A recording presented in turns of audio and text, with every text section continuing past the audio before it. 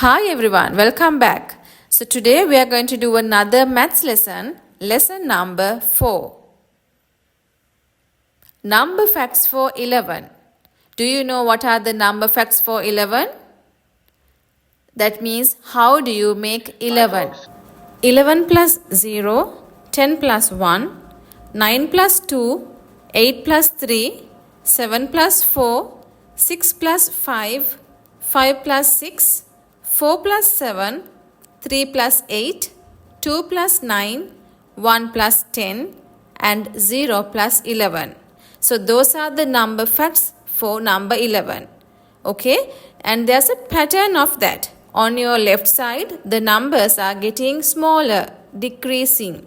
11, 10, 9, 8, 7, 6, 5, 4, 3, 2, 1, 0. And on your right side, numbers are getting bigger. Numbers are increasing. 0, 1, 2, 3, 4, 5, 6, 7, 8, 9, 10, 11. So if you can remember the pattern of that, it's very easy for you to make number facts for 11. I hope you enjoyed the lesson. See you in